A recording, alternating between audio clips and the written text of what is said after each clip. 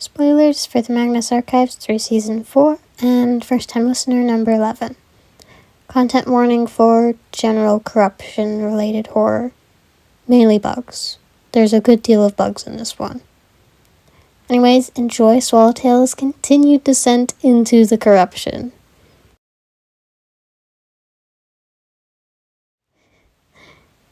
You did it. You let them out. The apotheosis is upon us. I can feel it. The change, the shift in our world to bring the fears ever so closer. It's overwhelming. It's breathtaking. It's maddening. It's simply wonderful.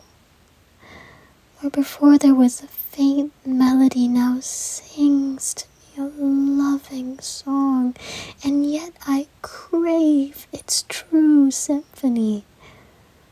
I could so easily slip into bliss, so easily open myself, become host to the swarm completely and utterly. So easily deafen myself to anything other than the sweet song of my dreams made real, so easily lose all that is left of the 11-year-old child I once was, who lay dying so long ago in that cold and sterile hospital. I think I'll use this statement as a chance to reminisce, a chance to remember what I can from my life before, as an effort to desperately cling on to what remains of her, or as a final farewell. I honestly don't know. So much has changed since then, and yet, thinking back, there were so many signs, so many connections to the corruption long before it had ever truly touched me. Mother of puppets would try and tell me that I was made for this, made to become one of the crawling rot. But I don't think that's true. I think that it was simply a horrible series of coincidences. That I wasn't made for the swarm, but instead that the filth searched for opportunity in people like me. People who were obsessed with cleanliness and order out of disgust for filth. People who never connected well to others, who never made many truly healthy and loving relationships. People who, for whatever reason, deeply feared sickness and change and blood. People who had any number of visceral experiences with bugs in their life. Why instill fear in just anyone when there's already the perfect body to further cultivate and refine traits and fears so perfectly aligned to the corruption? Statement of a Swallowtail regarding the change and reminiscing on the incidents and insects of her childhood. Statement given 13th of September, 2025. Statement begins. I was a neat child. Even before I could talk, every item had its place and order. Certain foods were never permitted to touch, and I made sure it was to be known the very instant a taste seemed wrong. Whether that be due to a texture I couldn't stand, the food gone bad with growing mold, or an ingredient I simply disliked, I treated it all the same, with distinct disgust and revulsion. Even with my own clothes and hands, I was very attentive, always wearing modest clothing that kept me covered, always careful at keeping only my shoes or socks touching the floor, and consistently washing my hands anytime they touched something I deemed unsanitary before interacting with the clean and organized space that was my room. My parents worried for a brief time that I might have OCD. I don't. There's no compulsion or obsession or anxiety to perform rituals of organization and sanitation. Merely an intrinsic desire for cleanliness and order. It wasn't as though I was always pristinely hygienic. One of my favorite pastimes growing up in the backyard was digging through earth to search for worms, picking out rotting wood of the deck, draping myself in leaves and sticks and moss, or mixing hose water and soil to make mud that I'd smear across my skin. My parents next worried over my introversion and shyness, my lack of friends and overall uninterest in socializing. Oh, I was friendly, positive and polite, always kind, making good impressions and endearing myself to everyone I met.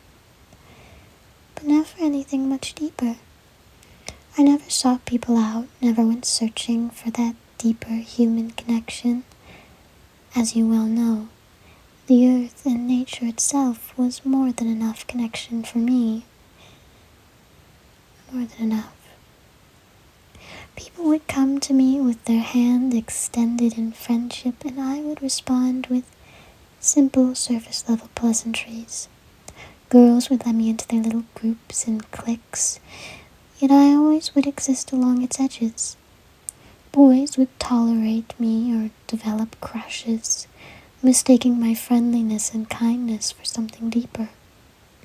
Asking for romance, for love, I would break their hearts as I obliviously continued to treat them as nothing more than fleeting friends. Instead of investing myself in intimate companionship, I floated from class to class, grade to grade, school to school, making countless acquaintances and yet no true friends. No friendship or romance drama, no grief from losing old friends and effort spent gaining new ones with each grade. No opening up your heart to someone only for them to bleed it dry if no one knew you enough to make that kind of connection in the first place. There are also, of course, as you well know by now, my severe phobias for needles and blood, my deterioration into sickness, and my near-deadly incurable disease. I don't think it was the illness, the disease itself, that scared me at first. I don't think I even quite fully grasped just how close to death I was until much later. No, that fear developed long afterwards, between doctor appointments and health lectures and late-night internet searches onto my new compromisability into sickness. No, the thing that scared me in that moment of initial hospitalization was the discovery that disease would forever ravage me, that despite medication it could at any moment, without warning, completely uproot my entire way of life, leaving me utterly helpless and dependent, with nothing but hope that it gets better again. Nothing but hope that I can return to at least some semblance of aspects of my old life. That petrified me more than the disease itself, more than its long list of symptoms, more than even my brush with death. Change sickened me, and sickness changed me. Since then, it's been years and years of doctor appointments, blood drawn, tests taken, procedures done, pills swallowed, hours upon hours spent in hospitals with medication dripping slowly into my very veins. But I've already given a statement on all that. So let's talk about insects.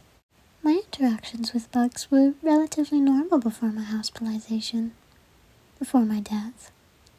In fact, growing up, I found bugs to be simply neat. Besides butterflies and some moths, bugs never struck me as anything special, nor did I have an acute fear for them. I would easily pick up earthworms or roly-polies and laugh as they scuttled or squirmed in my grasp before releasing them to the earth once more. I adored the grasshoppers and crickets and occasional praying mantis or dragonfly.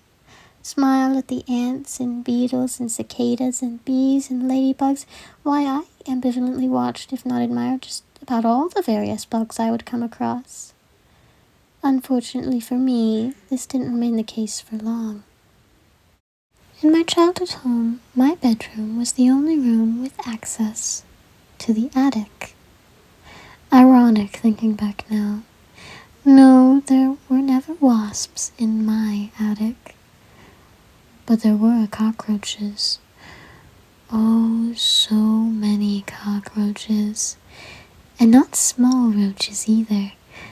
Big, full-grown cockroaches, many of which could fly.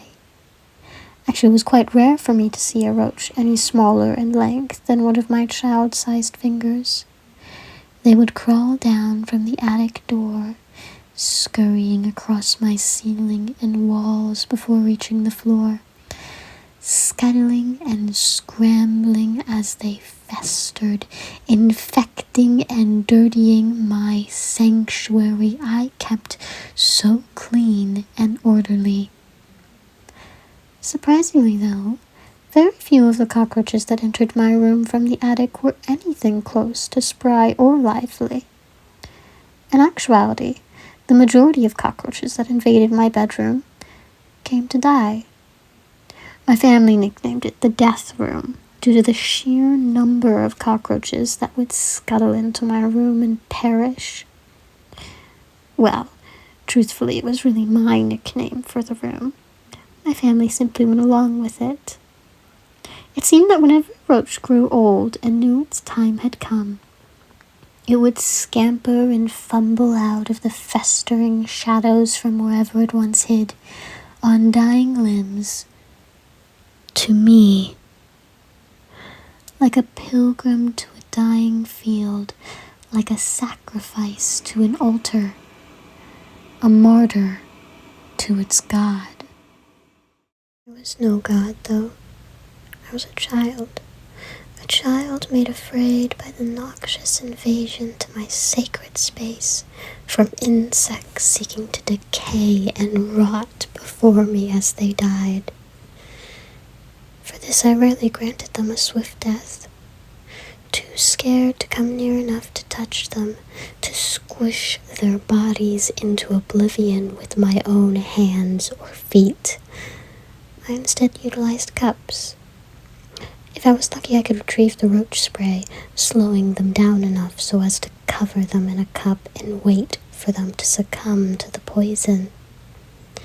Even after all these years later, I can still distinctly recall the pungent and toxic smell the spray would release, and the way the roaches would struggle and squirm as their body paralyzes from the chemicals that cover it. Whenever I found myself unable to access the spray, I would simply cover the roach with a cup and leave it to suffocate or to starve or die of dehydration. This method would lead to me having a roach in a cup for hours, sometimes days on end, due to their infuriating tenacity and perseverance despite dying when caught, as I waited out its demise so I could dispose of it at last. I believe the most roaches I had, at various stages of dying in separate cups scattered around my room all at once, was 13. Sometimes I was unlucky enough to not have the spray or a cup in reach while a roach scuttled about my room, keeping me to my bed, cowering in fear as I closely tracked its faltering movements. I've lost many nights of rest to such circumstances, unable to move and unable to call out for help, alone on the second floor, as a cockroach infected my domain with its rot of death. Mosquitoes quickly became another insect I despised. Even before my illness, as a child with hemophobia, mosquitoes were particularly hard to deal with. It didn't help that mosquitoes seemed to absolutely adore me.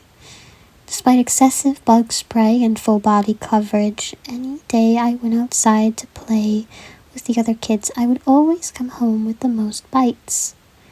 I remember a few summers getting at least 10, if not 20, unbearably itchy bites on my legs alone in a single outing. Every bite growing red and puffy from irritation. Something about me is just particularly attractive to them, as if a magnet drawing every mosquito in the area towards me, ignoring anyone else in their quest for my blood. They've become a hated yet constant companion each venture outside over my life. They were there when I would play as a child in the backyard. They were there each day of recess at school. They were there the day of the ants. The bugs only worsened after I arrived home from the hospital. Life after being diagnosed with a chronic illness is a challenge. People treat you differently when they know you're sick. So in the beginning, I often would hide it, act my best as though nothing were wrong, evade questions and deflect feelings so as to come across as perfectly healthy and well, even with things not directly related to my disease. I'm not sure who first noticed, but I remember one day at school someone next to me plucked a bug from my hair.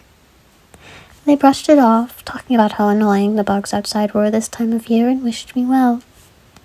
I politely thanked them with a smile and quickly turned away, idly scratching at my scalp. Days and weeks passed as the scratching only worsened. I hid it well, utilizing my ability to fade into the background and be ignored, brushing off concern and crushing the urge to itch unless alone or out of sight. But the desire was uncontrollable, a fundamental need to itch and scratch, which grew with each day I successfully hid my plight. It took longer than it should have to be caught. I somehow managed to convince the few who saw me unconsciously scratching at my scalp that I was fine. It was nothing much, just some persistent dandruff. Eventually, though, it became far too obvious to hide any longer, and a teacher sent me to the nurse's office despite my protests. I suppressed the urge to itch and forced my hands to remain in my lap as I awaited the nurse to see me, formulating the perfect words to convincingly brush it off enough to be sent back. Instead, my parents were called, and I found myself quickly isolated in a makeshift contamination room. LICE.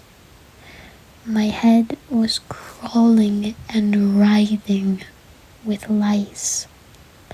Every stage of life, from eggs to nymphs to adults, dozens upon dozens, had made their home on my scalp. An entire ecosystem and community thriving atop my head. The nurse tried to comfort me, telling me that there was an outbreak of lice passing through the school, that I wasn't the only one to be infected. But even though they didn't say it aloud, I could tell I was patient zero. I was the reason the lice had spread across the school. I was pulled out of classes and quarantined for a while, even after multiple hair cleanings by lice specialists. Eventually, though, once all precautions were taken and the lice was determined to be gone, I was finally permitted back to school. No one spoke a word of it since. As though the incident never happened in the first place, life simply moved on. Now, though, whenever I feel the urge to itch and scratch at my scalp, I'm reminded of that time, and of the lice comb I've kept tucked away through all these years. I still to this day don't know how the lice got in my hair. I know for a fact I didn't get it from anyone else. How could a recluse like me end up with lice? Much less spread it enough to others for the nurse to call it a full outbreak. Considering what I know now, it's hardly a stretch to think it related to the corruption infecting my life ever since my death. an early display of my unwitting servitude as part of this crawling rot, because incidents like this only continued as time wore on. Just a couple years after the LICE, I was up late one night, walking past the back door, when I sensed something in our backyard. I could feel it more than I could see or hear it. A creature roaming our yard. I'm not sure what compelled me to open the door, to step outside on the porch and look out into the inky darkness, but I did. I felt as the being moved past me. Despite being at a distance, I could still feel its presence as though mere inches away. It wasn't until I returned back inside that I even noticed the hundreds of fleas that had latched onto me, swarming like a cloud around me and pouring into our home. Their invasion and infestation was quick. Each room I passed left droves of fleas in my wake, and the moment my parents walked near me, they too found themselves quickly covered in fleas. I was scolded for going out to investigate whatever flea-ridden animal was outside, and thus releasing uncountable fleas into our home. It took weeks for all the fleas in our house to be killed off. We were constantly finding the bugs jumping onto us from places we swore were clean. On our clothes, on our couches, in our beds, and in our carpets. Any place where there was a person, there could hide any number of fleas. Quickly finding ourselves hyper-aware of the feeling of their tiny legs crawl along our skin before they bit at our flesh in search of hot blood to drink. Over those weeks, we all got exceedingly good at catching fleas between our fingers and crushing them in half between our nails, or trapping them in tape to ensure they were truly disposed of. It felt endless during those few weeks, as though the fleas would never stop coming. And even once they were gone, we never felt certain, always second-guessing dark specks to actually be fleas, and feeling phantom legs crawling across our skin, always suspecting the possibility that the infestation might still be ongoing. I didn't have any other new bug incidents for a long while after that. Though the lice and flea occurrences were brief, the mosquito and cockroaches' siege on me lasted years. Throughout my primitive years and eventual sickness, all the way until I finally moved out of that contaminated house, to a place where mosquitoes were hardly present, a place without an attic or roaches, a place untouched by fleas or lice, a place I thought myself finally free from all the bugs that tormented me. But I'm never free. That feeling of bugs on my skin and in my hair never left me. The knowledge that being indoors didn't make my blood any less sweet stuck with me. The fear of insects infecting and invading my room continued to haunt me. Even the hope to be without any insects bothering me quickly collapsed. It didn't take long to realize that mosquitoes still swarm me here, that there are other bugs willing to infect and invade my new shelter. How only a couple years or so later, not long after the discovery of the Magnus archives, the ants returned. In the meantime, however, between the lice and the fleas, filling the stretch of time lacking bugs after my move, illness and sickness became a constant.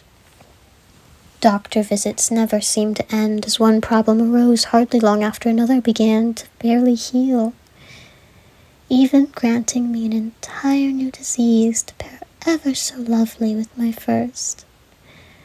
I'm sure I mentioned the peeling and the flaking of reddening skin and my original statement, so I'll not dwell on that particular development. Come to think of it, speaking aloud, I realized that it wasn't you that sparked this change in my life. No, you merely opened my eyes to what had been happening for a long time now, allowed me to truly see what possibly has always been there. Very beholding of you. Regardless, I must thank you for this enlightenment. because it allowed me to finally embrace my connection to the great crawling rot and its swarm.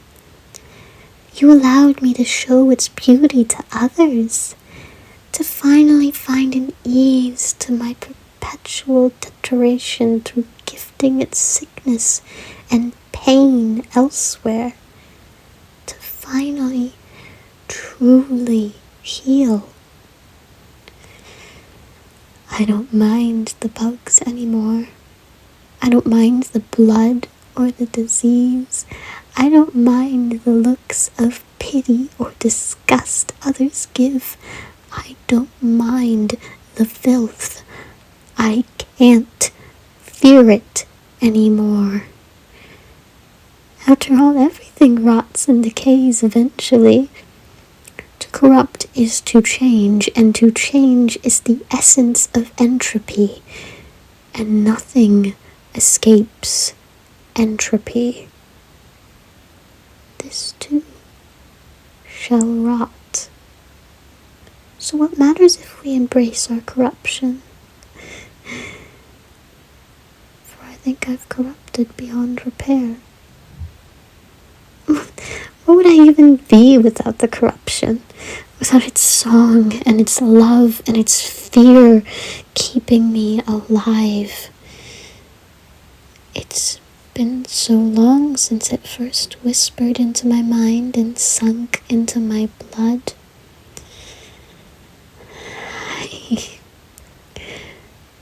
I remember having true hope in all of us to figure this out and reach that happy ending.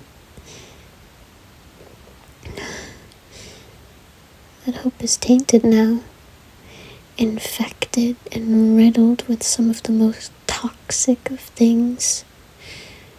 Doubt and fear and deafening song wormed their way into my brain to warp and corrupt that hope into something unrecognizable. And now I hardly remember the world without its music. I hardly remember myself. You can't reverse decay. Just as I can't go back to how I was before the corruption. Back to being that frightened, sick, and dying child all over again. No. That poor, innocent little girl died all those years ago and metamorphosed into a beautiful swallowtail. It's better this way. I don't think she could handle all the collective fear I've felt since that day and still find hope. Better to uphold the facade of hope than to lose it entirely. Better to pretend. So I'll smile as my skin weeps blood like trails of tears. Allow myself to embrace the loving, sickening song that sings in my head and begs for more and hope. No. Swear that everything will be fine. Statement ends.